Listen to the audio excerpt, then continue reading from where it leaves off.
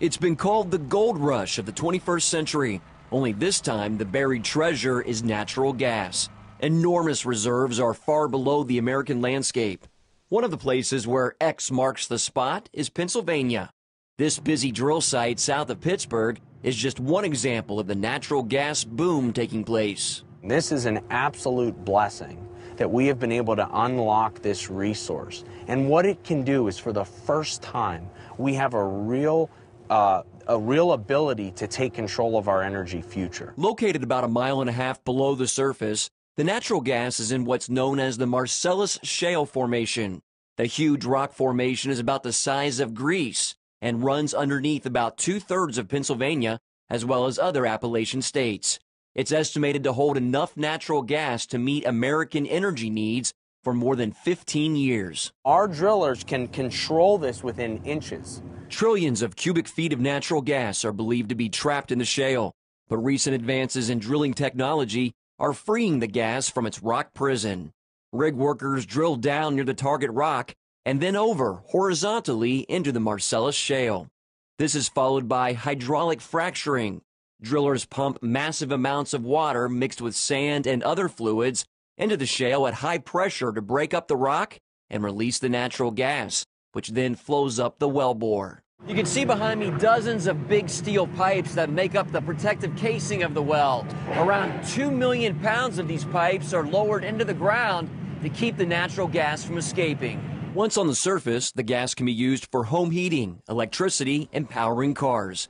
Matt Pizzarella works for Range Resources, the first company to drill in the Marcellus Shale Formation back in 2004.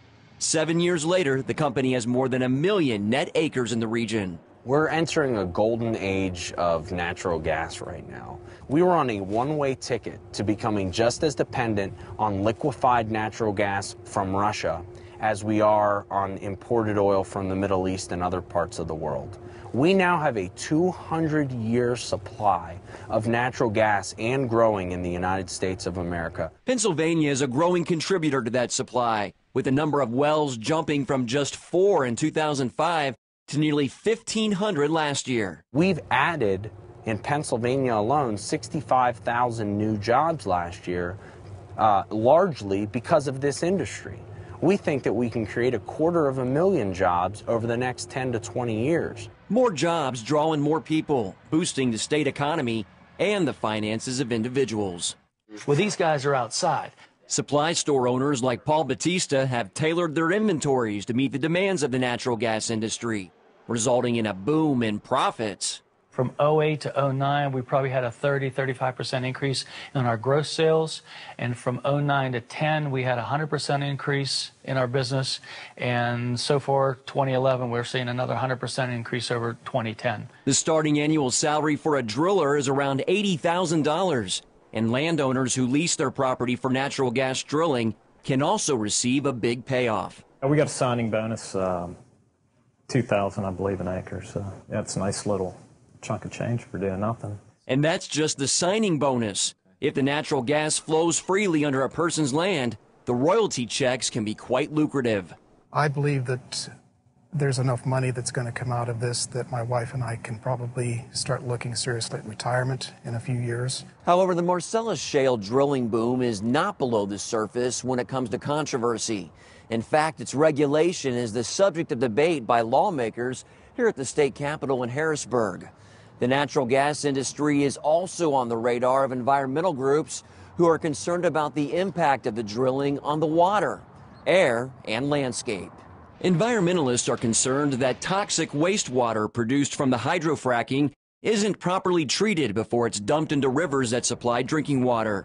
John Quigley used to lead Pennsylvania's Department of Conservation and Natural Resources.